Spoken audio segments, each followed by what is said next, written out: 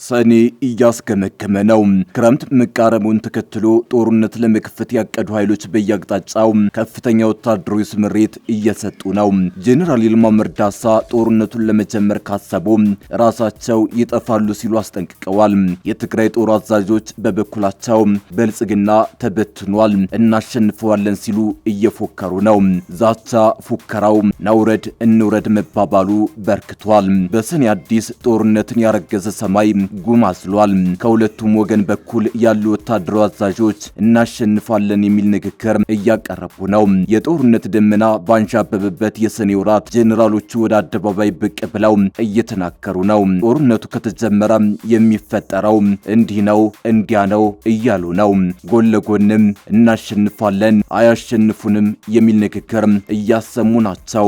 ከኢትዮጵያ መንግስት በኩል ጄኔራል ባጫ ደበሌና ጄኔራል ጻድቃን ገብረተንሳይ ከህወሓት በኩል ጄኔራል ዮሐንስ ወልደ ጊዮርጊስና የአርሚ 50 አዛዥ ስለ ጦርነቱ ዝግጅትና ተያያዥ ጉዳዮች ባለፉት 3 ቀናት ይፋዊ ንግግር አድርገዋል።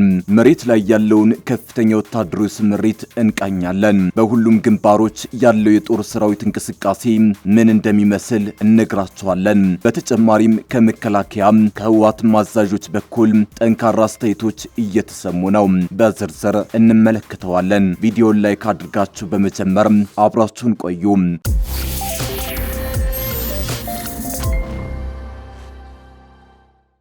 መሬት ላይ ወታደራዊ ዝግጅቱና ትንኮሳው ጥፏል። ጄኔራሎቹም በሁለቱም በኩል ወደ አደባባይ ብቅ እያሉ ያታሸንፉንም እናሸንፋቸዋለን ፉከራና ዛቻ እያሰሙ ነው። ሁለቱንም እንመልከታቸው። አስቀድመን በየግንባሮቹ ያለውን የጦርነት ዝግጅት እንመልከተው። በዚህ ክረምት ጦርነት የመጀመር ዕድሉ ከፍተኛ እንደሆነና የጦርነት ዝግጅቶች እየተደረጉ መሆኑ በመነገር ላይ ነው። ውጤታማነቱ አጠያቂ ቢሆንም አሜሪካ የቪዛ ክልከላ ጦርነቱን ለማስቆም የተደረገ ሲምቦሊክ ሙከራ ይመስላል። መከላከያ በትግራይና ኤርትራ የሚገኙ ኢላማዎችን ለይቶ መጨረሱን ጭምጭምታዎች ወጥተዋል። እንደሚታወሰው በመጀመሪያው ዙር የሰሜን ጦርነት የቅድመ ማጥቃት የወሰደው ህወሓት ነበር። በአሁኑ ዙር ጦርነት መንግስት በትግራይ ኃይሎች ላይ የቅድመ ማጥቃት በማድረግ ከትግራይ ክልል ሳይወጡ ቀድሞ ለማጥቃት ሊያቅድ እንደሚችል ወታደራዊ ባለሙያዎች ይናገራሉ። መከላከያ ከሰሞኑ በተከታታይ ህወሓት ኃይሎች ላይ የድሮን ጥቃት እየፈጸመ ነው።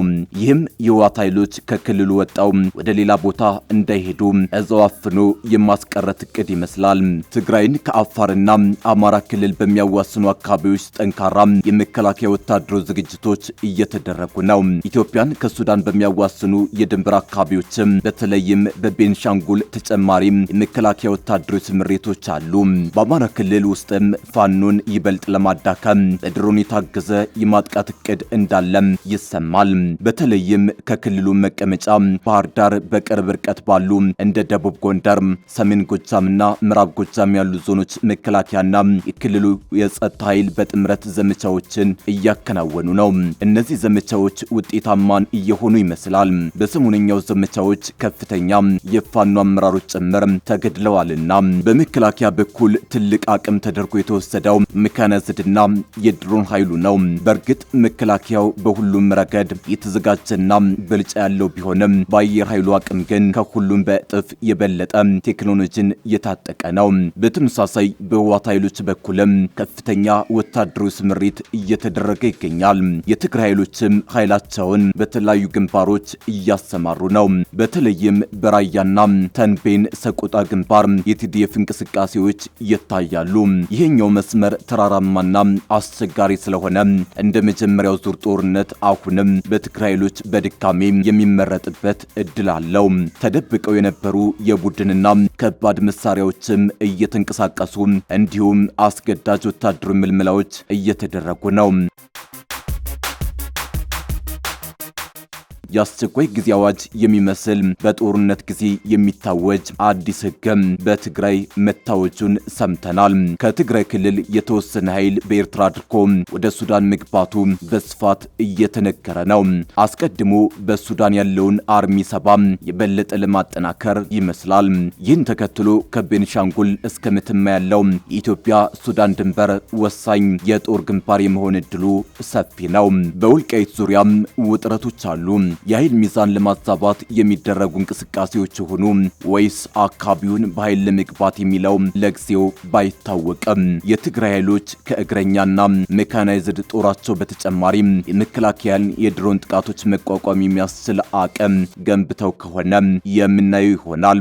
መሬት ላይ ያለው እውነታ ይሄን የሚመስል ነው።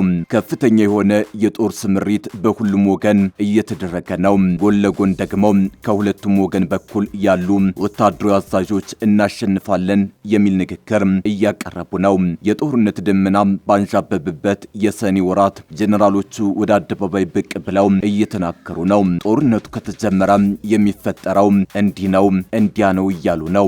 ጎን ለጎንም እናሸንፋለን አያሸንፉንም የሚል ንግግር እያሰሙ ናቸው። ከኢትዮጵያ መንግስት በኩል ጀነራል ባጫ ደበሌና ጀነራል ጻድቃን ገብረተንሳይ፣ ህወሓት በኩል ጀነራል ዮሐንስ ወልደ ጊዮርጊስና የአርሚ 50 አዛዥ ስለ ጦርነት ዝግጅትና ተያያዥ ጉዳዮች ባለፉት 3 ቀናት ይፋዊ ንግግር አድርገዋል። የደህንነቱ ቁልፍ ሰው ጌታቸው አሰፋ ሊገድለኝ ነበር የሚሉት ጀነራል ጻድቃን የህወሓት ሰራዊት አቅሙ መዛሉንና ተዋግቶ ማሸነፍ እንደማይችል ይናገራሉ። የህወሓት ተዋጊ ኃይል የመዋጋት ሞራል የለውም ዝሏል። ከሻዕቢያ ከፋኖ ከሱዳን ጋር ተባብሮ እንኳን ማሸነፍ አይችልም ይላሉ። በተመሳሳይ ጀነራል ባጫ ደበሌ ከሰሞኑ ብቅ ብለው ወያኔ ሲሉ የጠሩትን ህወሓትን ከሲኦል አመልጠው የወጡ ሲሉ በመግለጽ የኢትዮጵያ መንግስት እንዳይረጋጋ በመስራት ወንጅለዋል።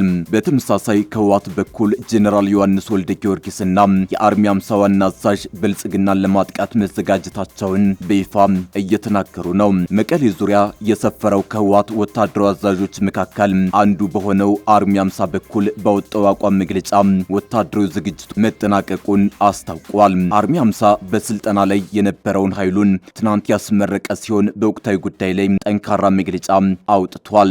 ከህወሓት ወታደራዊ አመራሮች መካከል ግንባር ቀደም የሆኑት ጀነራል ዮሐንስ ወልደ ጊዮርጊስ፣ ጆን መዲድ በተገኙበት የተነበበው አቋም መግለጫ መመከት ለተባለው ትግል ጦሩ ሙሉ ዝግጅት ማጠናቀቁ የተገለጸበት ነው። አመራሮቹ በአቋም መግለጫቸው ዛሬም እንደ 2013ቱ ከበባ ውስጥ አስገብቶ ለማንበርከክ ቋምጠዋል ያሏቸውን በጠላትነት የፈረጇቸውን አካላት ለመመከት ተዘጋጅተናል ብለዋል። በአቋም መግለጫው በጠላትነት የተፈረጀ አካል በይፋ ባይጠቀስም የብልጽግና ስርዓት የሚሉትን ፌዴራል መንግስት ማለታቸው መሆኑን አመላክተዋል። በጠላትነት የፈረጁት የፌዴራል መንግስት በአሁኑ ወቅት ዳግም ጦርነት ለማወጅ ሁለንተናዊ ዝግጅት እያደረገ ነው ሲሉ ከሰዋል። የህዝባችንን አንድነትና የሰራዊታችንን ጥንካሬ ለመሸርሸር ትናንት በአንድ ምሽግ ጠላትን አብሮ ይመክት የነበረውን ኃይል ሐራ መሬት በሚል እየከፋፈለን ነውም ብለዋል። በአፋር ክልል የመሸገው ሐራ መሬት ገንዘብ ገዝቶ በማደራጀት እርስ በርሳችን እንድንጠፋፋ እያሴረ ነው ሲሉ ወንጅለዋል። ጠላቶቻችን በጦርነት አላሳካነውም ያሉትን ድል በእርስ በርስ ማጠፋፋት ለመጎናጸፍ ያለምንም እረፍት ቀንና ሌሊት እየሰራ ይገኛል ሲል አርሚ 50 በአቋም መግለጫው ገልጿል። በጠላትነት የተፈረጁት ኃይሎችም አሁንም የሰላም ኃይል እንዳልሆኑ ማሳያ የሆኑ ድርጊቶችን እየቀጠሉበት መሆኑን በመግለጽ ራሳችንን ለመከላከል ሙሉ ዝግጅት አድርገናል በማለትም የጦርነት ድግሳቸውን ለማጽደቅ ሞክረዋል። በአቋም መግለጫቸው አሁንም እንደ ትናንቱ ከህዝባችንና ከመላው ሰራዊታችን ጋር በመሆን ጠላቶቻችንን መክተን ህልውናችንን ለማረጋገጥ ሁሉን አቀፍ ዝግጅታችንን በማድረግ ላይ እንገኛለን ብለዋል። ለህልውናችንና ለሉዓላዊ ግዛታችን ከህዝባችንና ከመንግስት የሚሰጠንን ማንኛውንም ተልዕኮ በማንኛውም ጊዜ በከፍተኛ ብቃትና ጀግንነት ለመፈጸም በሙሉ ቁመና ላይ እንገኛለን ሲሉ አክለዋል። የህወሓት ጀነራሎች በአርሚ 50 በኩል ይፋ ያደረጉት ወደ ፌዴራል መንግስት ያነጣጠረ አቋም መግለጫ የጠቅላይ ሚኒስትር አብይ አህመድን አነጋጋሪ እርካብና መንበር መጽሐፍ ጠቅሰዋል። ከመጽሐፉ የተወሰደውን ሰዎች ራስ ወዳድ ናቸው፣ በጥቅም ሂድባቸው፣ የሚፈልጉትን ነገር እያሳየህ ወደሚፈልጉት ስፍራ ውሰዳቸው፣ ወስደህም ጣላቸው፣ ከዚያም በሬ ሆይ ሳሩን አይተህ ገደሉን ሳታይ ብለህ ተረትባቸው የሚለውን ስልት አድርገው ዛሬም እያሴሩ ነው ብለዋል። ከህወሓት ያፈነገጡት ጄኔራል ጻድቃን በበኩላቸው ከቀናት በፊት በሰጡት ቃለ መጠይቅ ከህወሓት የጦር አዛዦች ፉከራ የሚቃረን አስተያየት ሲሰጡ ነው የታዩት። የህወሓት የጦር መሪዎች ጦራቸው በበቂ ሁኔታ እንደተዘጋጀ ቢናገሩም ጄኔራል ጻድቃን ግን ቲዲኤፍ አቅሙ መዛሉን በድፍረት ይናገራሉ። ህወሓት ከውስጥ በገጠመው መከፋፈልና ተቃውሞ መዳከሙን የጠቆሙት ጄኔራሉ በሰራዊትም በኢኮኖሚም በህዝብ ድጋፍ አቅሙ ተዳክሟል ብለዋል። ጄኔራሉ ሁኔታውን ሲገልጹት በጦርነት ውስጥ ለኃይል ሚዛን ዋና አቅም ሰራዊት ቢሆንም ህወሓት ሰራዊት የለኝም ብሎ ወጣቶች በግዳጅ ለወታደራዊ ግዳጅ እያፈሰ ነው ሲሉም ያብራራሉ። ሁለተኛው የጦርነት ትልቁ አቅም ደግሞ ኢኮኖሚ ነው ያሉት ጄኔራሉ ህወሓቶች ደግሞ ኢኮኖሚ የለም ተቸግረናል እያሉ ነው። ሶስተኛው የጦርነት ወሳኝ ኃይል ህዝባዊ ድጋፍ ነው። ህወሓት በአሁኑ ወቅት ከትግራይ ህዝብ ጋር የተፋታ ነው። በእነዚህ እንኳ መመዘኛዎች ካየነው ቡድኑ ተዳክሟል ብለዋል። ቡድኑ የጦርነት ኃይል ሚዛን ማስጠበቂያ ዋና ዋና አቅሞቹን ከማጣቱ በተጨማሪ ከጊዜ ወደ ጊዜ አቅሙን የሚያዳክም እርምጃ በፌዴራል መንግስቱ እየተወሰደበት እንደሆነ ያነሳሉ። ፌዴራል መንግስት የኢትዮጵያን ሉዓላዊነት የማስከበር ዝግጁነት አለው የሚሉት ጻድቃን ትግራይን ለመቆጣጠር የሚችለውን ነገር ሁሉ እንደሚያደርግ ይጠቅሳሉ። ወደ ጦርነት ለመግባት የተዘጋጁ የህወሓት አመራሮች በማንኛውም መንገድና በማንኛውም ተአምር ፋኖ ጋር ተባብረው ሻዕቢያም አግዟቸው የቤንሻንጉልና ጋምቤላ ታጣቂዎች አግዘዋቸው ጥቃት ቢከፍቱ እንኳን አይሳካላቸውም። ከተለያዩ አቅጣጫ የተሰባሰቡ የሀገር ውስጥ ታጣቂዎች ሻዕቢያ አግዟቸው ቢመጡ እንኳን በጽምዶ ቅንጅት መጣው ያሸንፋሉ ብዬ አላምንም ሲሉ ግምታቸውን አስቀምጠዋል። ቢሆንም አሁን ባለው ሁኔታ በተለያየ አቅጣጫ ወደ ጦርነት ከተገባ ምን ሊፈጠር ይችላል ብሎ ማሰብ ያስፈልጋል ብለዋል። በተለይም ትግራይ ይህንን አቅም ይዛ በእውነት ያንን ነገር ማድረግ ትችላለች ወይ የሚል ስጋት እንዳላቸው ሳይሸሽጉ ተናግረዋል። ጦርነት ከተቀሰቀሰ ትግራይ የበለጠ ተጎጂ እንደምትሆን ጠቁመው አሁን ላይ የብልጽግና ስርዓትን እንጥላለን ብለው የሚፎክሩ ጄኔራሎች አቅም የላቸውም ሲሉ አጣጥለዋል። የጦርነት ዝግጅቱ በእንዲህ መልኩ ነው የተቀጣጠለው። ህወሓትን ከውጊያ የሚያስቆመው አካል ጠፍቷል። የአሜሪካ የቪዛ አቀባ የሚያስቆመው አይመስልም። በክልሉ በቅርቡ ይፋ ያደረገው የጦርነት አስገዳጅ ህግ ቡድኑ ለጦርነት የማይመለስ እንደሆነ የሚያረጋግጥ ነው። ይህ የህወሓት የጦርነትና ሞት አዋጅ ትግራይን ለሌላ እልቂት የሚያዘጋጅ ሲሆን ነገር ግን በርካታ ተቃውሞ እየገጠመው ነው የሚገኘው። በትናንትናው ዕለትም ሂውማን ራይትስ ዎች ይህንኑ ህወሓት የሞት አዋጅ ተቃውሞ ማስጠንቀቂያ ሰጥቷል። ሂውማን ራይትስ ዎች ዛሬ ባወጣው መግለጫ ህጉ አላግባብ ጥቅም ላይ ሊውሉ የሚችሉና ግልጽ ያልሆኑ አገላለጾች ያሉበትና የተለያዩ ጥፋቶች የተወነጀሉ ሰዎችን በሞት የሚያስቀጣ አንቀጾችን ያካተተ እንደሆነ ገልጿል።